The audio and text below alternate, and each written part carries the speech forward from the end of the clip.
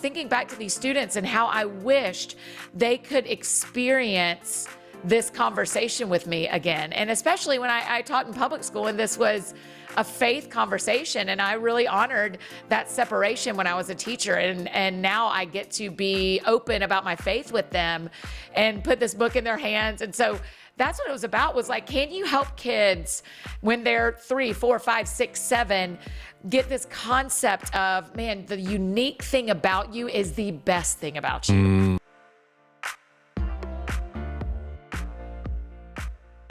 We're thrilled to have Annie F. Downs on the show with us today. She's written several books, and one of them is That Sounds Fun. We've had a lot of fun with Annie.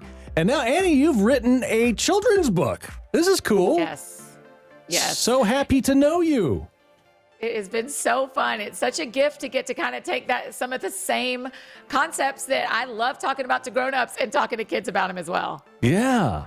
So I read through this book. It's a blast. And it seems like this book is all about getting our kids to think about things differently, think about themselves differently. And I'll just say that raising a kid in this social media world that we're in right now, it's not easy, especially when it comes to your self-esteem, what you think about yourself. So I'm just curious, where did this come from for you? Well, I used to teach elementary school. Do y'all know that part of my story? That I used to be a 4th grade teacher and a 5th grade teacher. I taught 2 years of 5th grade and 3 years of 4th grade. And so actually at the beginning of So Happy to Know You, you'll see it's dedicated to the students that I taught when I was teaching school. And what I experienced when I was doing that was how much I wanted to remind the kids that they were made on purpose, that who they are is exactly who God intended them to be. And so for me, it really mattered when I was writing this book, thinking back now, I was a teacher when I was 22 and I'm 43, right? So those kids are now in their 30s. It's been so fun, y'all. I have gotten to mail copies of the book to about half the kids that I taught. Oh, cool. Oh, it has been the sweetest. Finding them on Facebook, seeing their lives, seeing them all like grown up with their own kids. But that's who I was thinking of when I was writing this book.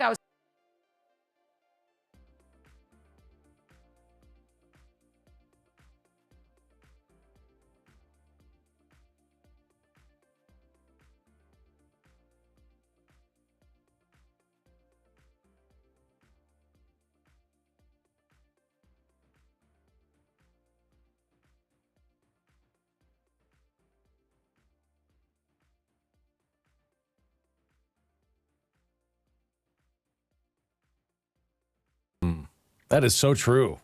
I mean, we love to celebrate the individual and who they really are. Isn't that why we like people, their uniquenesses? Mm-hmm. Yeah. Yeah. And it's funny because that's so often, I think, what we can feel most insecure about, but it's what endears us to others. Right. So it's really fun to celebrate that. Now, you recently asked your audience to help you celebrate an amazing teacher, because we all have those teachers that you look back, they had a lasting impact. They really just helped you along the way and inspired you. And part of the grand prize, which I thought was fun, is you get to go. They get to have you come to the school and read the book. So how did that go? Tell us about that experience. Yes, so we had hundreds of teachers nominated, which was so fun. All these families, all these parents said, man, this teacher in our kids' lives helped our kid understand that they were made on purpose. And then we picked 50 of those, and 50 of those teachers, we sent a letter and a book and a little Annie doll and an Amazon gift card to help them finish out their Amazon wish list for their classroom. And then of those 50, we picked one, and it'll be at the beginning of 2024 when I get to go to the classroom and read the book to that class. But it's just been incredible to see, especially as a former teacher, to see this book in classrooms and see it in public school libraries and see people buying copies for their house and copies for their church library and then copies for their library at their school. I worked really hard with my publisher and with my editor to make sure that this book could have a gospel story but fit in a public school classroom. And so it's just so sweet to see it out there and getting to hear from these teachers who didn't know they were nominated, didn't know that they were going to get this gift, has been the most fun.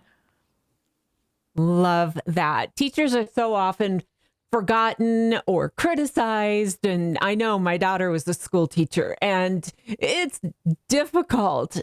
And I think the parent unit is like one of the biggest difficulties sometimes. So this is wonderful, a way to just let the teachers know how much they really are appreciated. And speaking of that, I think about the kids and how kids, sometimes they just don't know any different.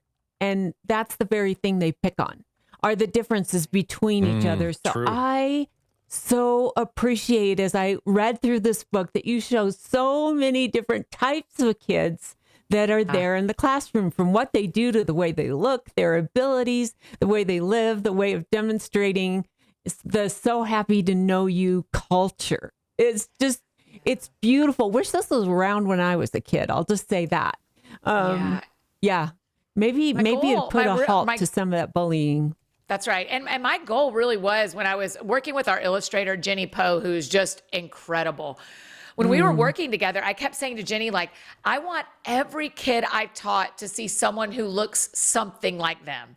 Either their hair color or their skin color, or their abilities, their sports they love, the hobbies they love. This is actually my second kids book. The first one was called What Sounds Fun to You?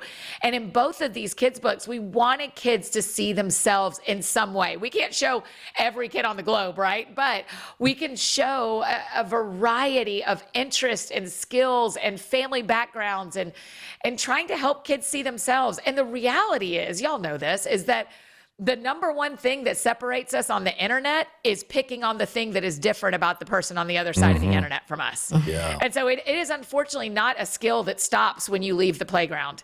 It is a skill that bullies have continued into their adult life. And so my hope is that even, a funny thing, this happens a lot when I would read kids' books to my kids when I was teaching, because even as I taught 4th and 5th grade, we used picture books all the time to help us talk about how to form sentences and how to use adjectives and how to form a paragraph and how illustrations help. And so all elementary school classrooms can use this. And I have had multiple parents and teachers say, I wish you'd have told me to read this one time by myself before I read it out loud in front of my classroom, because it made me tear up. Oh, wow. Yes. That's neat. I picked up on something, Annie, as I was reading through your book, Okay. that you were careful not to have this just be about the child's appearance or a skill that maybe they're good at, but it really had to do with a uniqueness in that child. What was your angle there? What were you trying to accomplish? Well, none of us look like we did when we were 5. Right. So complimenting a 5-year-old and having them pick, because throughout the book, as y'all know, the goal is, can you pick an adjective that describes you that can stick with you? So when the rest of the world is trying to tell you who you are. So for me, I always say, I'm always Annie. I'm just always Annie. Like, no matter where I show up, I'm going to always be Annie. And so I'm always Annie. That has nothing to do with how I look, because my hair looks different today than it did yesterday. Right. And so I don't want any of us, young or old, to think the best thing about us is how we look in any way today, because that is constantly changing based on the weather, right? Like if it's raining outside my apartment and I walk outside and get soaking wet, everything changes. And so if I've built my entire joy of who I am around how I look when I'm dry, that can change pretty quickly. And so wanting kids to go, no, and actually you're having 2 eyes, a nose, and a mouth is not the most interesting thing about you. The most interesting thing about you is this unique part of your personality, the things you love, the things you pursue, what you're good at. Like, that is what makes you different, not the features that you have in your body. And so, yeah, I wanted to lean away from cute Katie and beautiful Barbara and strong Sam. Even though those may be true, I'm a strong Annie, but not every day. And so I wanted us to help our kids and ourselves pick describing words that talked about the deeper things. Because I think if we can get elementary school kids to think about the deeper things, when they get to middle school, maybe some of them will keep thinking about the deeper things. And we can just, over time, lighten the emotional load of growing up and trying to figure out who you are, because we helped our kids figure it out when they were younger. That's so good, because I think about really good friends that we all have.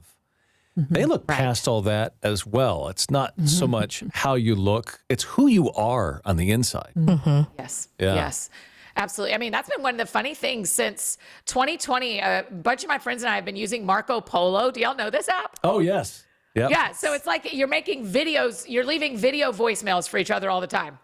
Well, what it has ended up doing is my friends and I see each other like right after a workout because we want to say something, or right when we wake up, or when you're still got your towel in your hair and you're putting your makeup on in the morning. People that I have never shared a house with see me get ready every day now. Right. So if our friendship was based on me looking my best, I couldn't actually be fully Annie with my people, because sometimes I need to Marco Polo before my makeup's on, or before my hair is done, or after the day is over and I'm laying in bed and processing something. And so I think I'm grasping that better as an adult, that I don't have to show up the best Annie every time I show up. But the gift is to show up for people. And so can we teach our kids and ourselves? I mean, that's what happens when you read kids' books. It's why all of us still love Lion, the Witch, and the Wardrobe, is because even though C.S. Lewis meant that for children, we are all moved at the idea that Aslan exists and that he is near to the children. And so hopefully, though I am not, I mean, y'all know me, we've been friends long enough. I'm not comparing myself to C.S. Lewis. I'm just saying that as all of us who write for children, if we also put in our brains, man, how would this help my friends? It gives us a deeper meaning behind the kids' books that we write. I love that. And it's interesting. You were talking about like just lightening the emotional load of growing up, which is so difficult. And I look back on my childhood experience and the people that, my family who I loved and trusted. There was still something when they told me all of the positive attributes about myself. In the back of my mind, I go, well, you're saying that because like, I'm your kid, I'm your grandkid. You have to say that stuff. Even though, like, as an adult, that's not true. Like, that's so you have like kind an of inner disclaimer. Exactly. That goes, And I it's harder for me to accept, I think, something a lot of times from somebody that I love, because you're like, well, I'm special to you. So of course you're going to say that. And so I appreciate that there is a third party, so to speak, coming alongside these kids and reinforcing that. You don't have to say that stuff about anybody. You don't have to plant that idea. But I think that there is something about, a book from an impartial party that is really gonna help solidify that message. Yeah, thanks. And I mean, the other thing, man, if we were sitting and having coffee and we were talking about this, so let's pretend we are, I think the other conversation I'd want us to have is like, what if it is because they love you? Is that not enough? Is it not okay that you're being complimented and told how wonderful you are because you're loved? And because there are so many adults. I mean, how many friends do y'all have that are lonely, like deeply lonely in their lives, and no one is telling them how wonderful they are? No one is telling them their gifts and their talents and their beauty that is on the inside. And so I want kids to, if a kid said back to me, you only say that because you love me, I'd be like, yeah, exactly. Exactly. I am telling you that because I love you and I want you to know what is true, because there will be days when you sit in your life and you are not sure who loves you or what is true, and you'll remember me.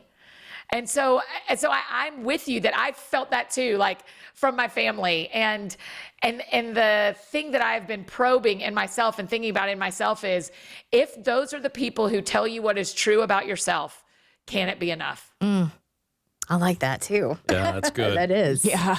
Yeah, it's a good lesson for all of us, Right? No kidding. Yeah. Me too. That's why it's fresh on my brain.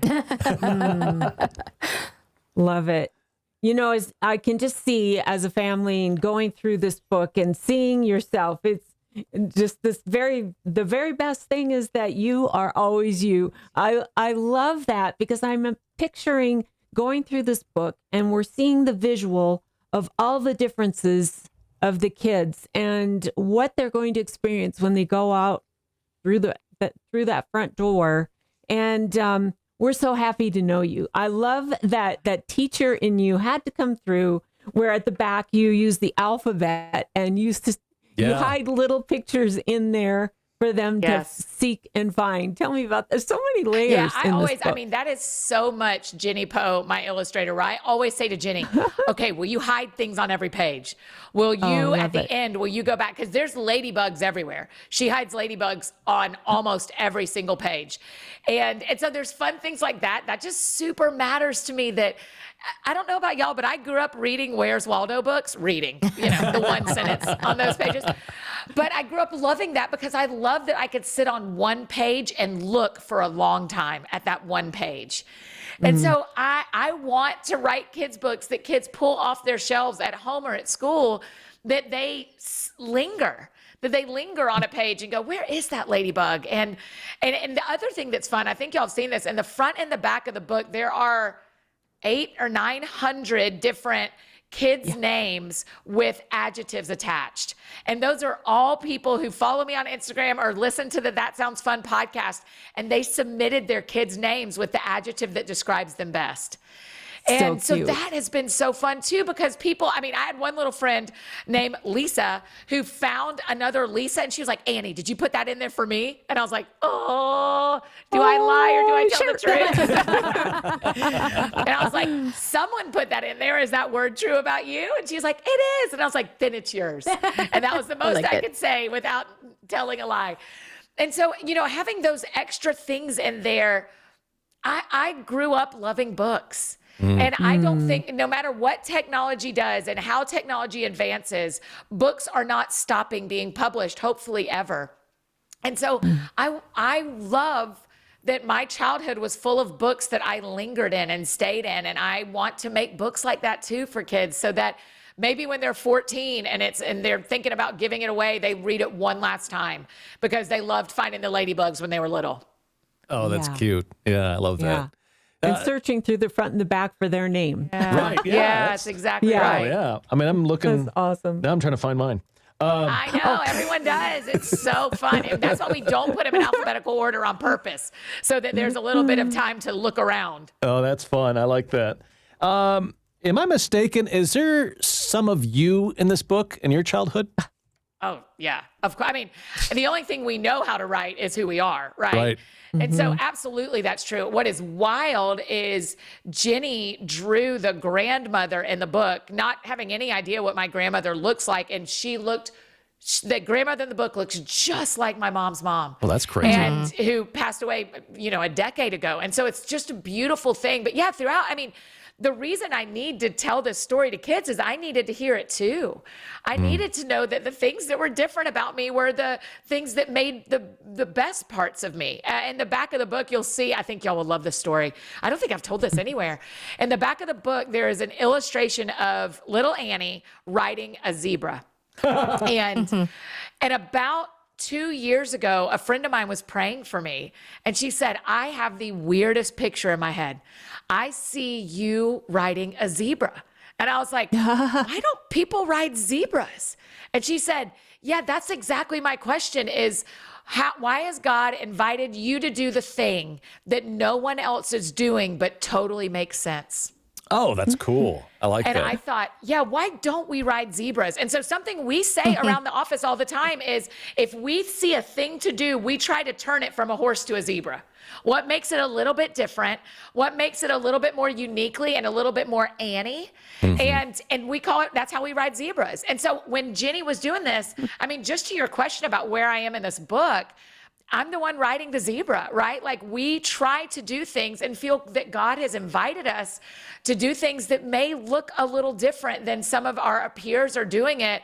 And that's okay because we ride zebras.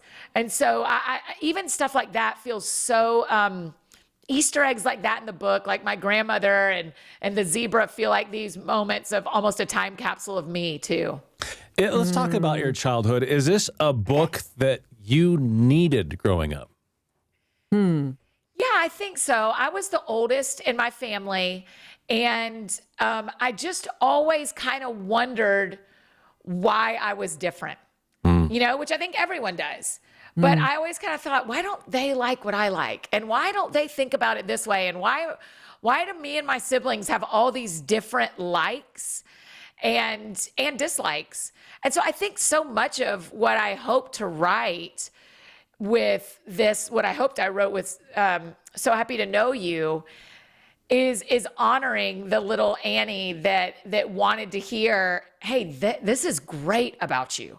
This thing that you love. I mean, it's the reality of fun, right? Is even I can be convinced in our world today that fun doesn't matter. And that in the faith space, to talk about fun is immature and it is not serious and it's not important. And the more mental health work I did with my therapist and the more I talked with God in my community and my mentor about it, the more I started realizing, like, no, God made me to talk about this to remind us of the spiritual beauty and importance of fun.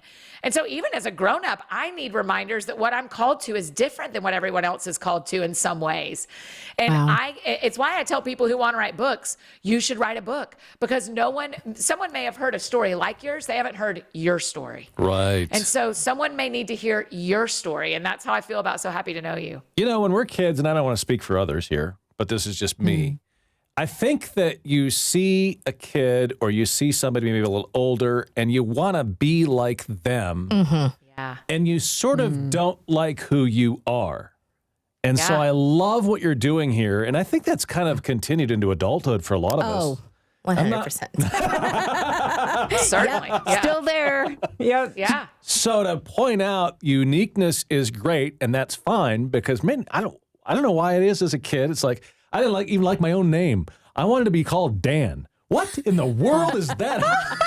Great name. Strong name, though. Right, Dan? I mean, come on. It's just silly. It's like, I don't understand that. All is these hilarious. years of working together, I did not know I didn't that. either. Okay. That's so funny. Dan He's a Dan Cameron. in his heart.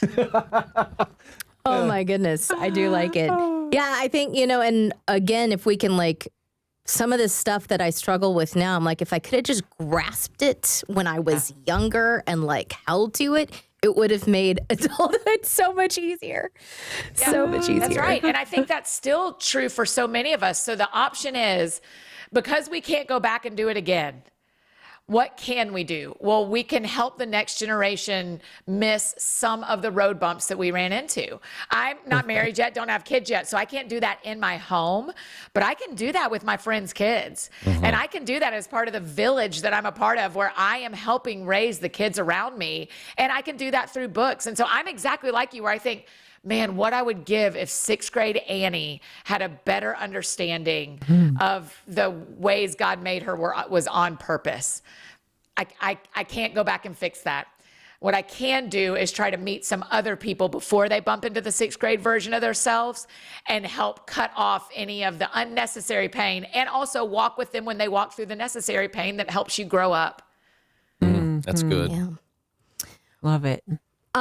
So what do you think parents really need right now? Yeah, right.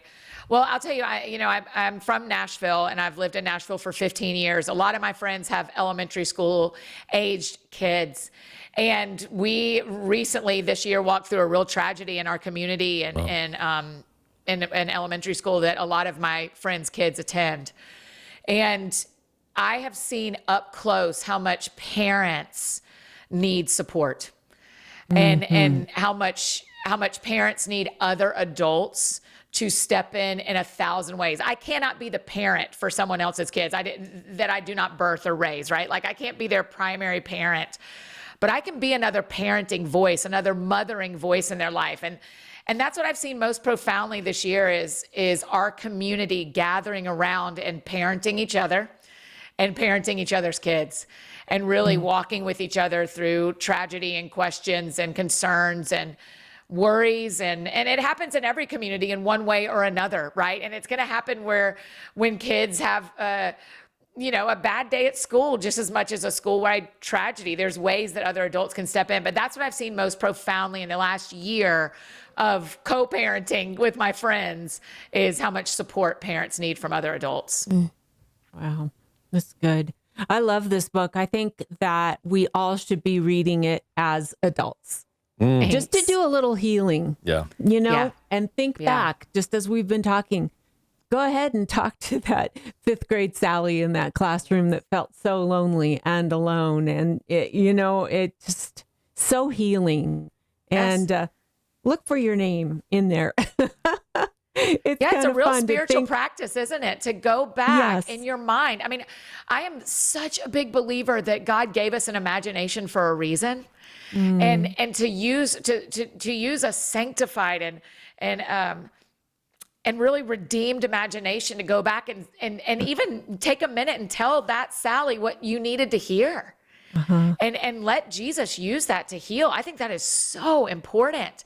And so that's what I hope we get to do in this is kids who read it for the first time before they bump into those moments, but then also older kids and adults get to go, yeah, if I could say anything to the younger version of me, what would I say?